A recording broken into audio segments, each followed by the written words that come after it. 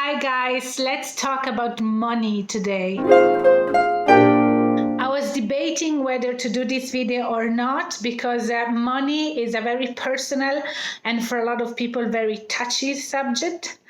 But we are in pandemic times and culture and arts and musicians therefore are very touched by it. Maybe it would be interesting to some of you to have these 3 rules that myself and my husband follow to help us with our financial situation. As you might already know, myself and my husband are independent musicians. We have a family, we have kids, so we both work and we both earn money. I could talk about this for ages because actually during the years we developed a really good system of managing money. I will share with you 3 big rules that we follow and they help us out for these rainy days. You probably already know these strategies or else you have your own, but if you don't have to and you would like to learn something new, well, I'm happy if it can help.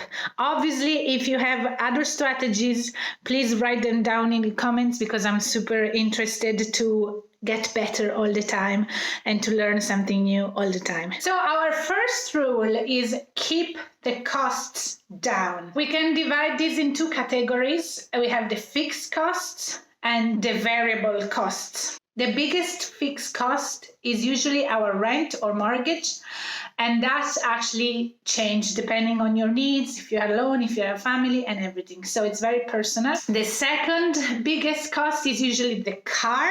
It's like a second rent because of the petrol maintenance and road taxes and insurance, which I'm going to talk later. Then we have electricity, water, heating, which might be already in your rent or not, separated. And then we have all sorts of insurances. Here in Switzerland, we have so many insurances to pay: health insurance, car insurance, house insurance, instruments insurance, so much insurance. And then you have the phone and internet bill. You do have a little bit of flexibility to play around these things. We keep, for example, our heating at 17 degrees and not 20 or 22. Or else, the usual stuff you hear all the time.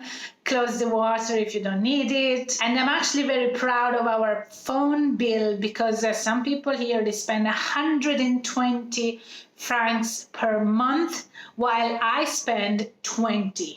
Then the variable costs. Here you can really keep the costs down. These are food, clothes, equipment for your hobbies. You have leisure times, you have travels, holidays, presents for other people, all these extra costs which are not fixed, but they still add up to a big budget. As I said, I could talk half an hour about this because I consider my husband and myself really good at economize. Just a stupid little thing. Don't buy already grated Grana Padano or Parmigiano cheese, but buy the blocks and grate it yourself.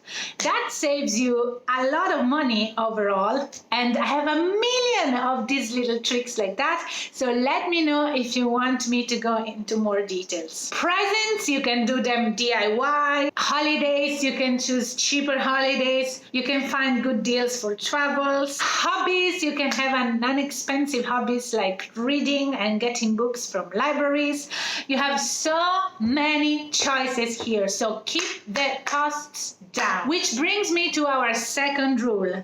Have control. A lot of people, they come at the end of the month, they don't have money, they are 0 or below 0, and they don't know where did I spend the money? So write it down. Try for a month. All your expenses in and out. And then you will see where your money goes, and if you can economize, you can do better, or you're already super efficient. But have control of what you spend. It's worth to learn it. For a good while, I was absolutely horrible at that.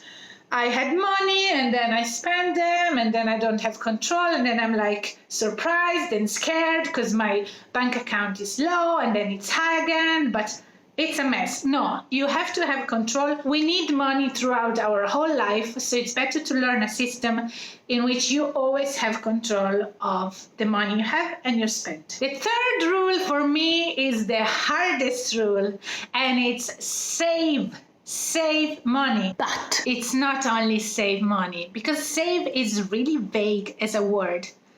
It's save 50% of what you earn. Yes, you understood it right.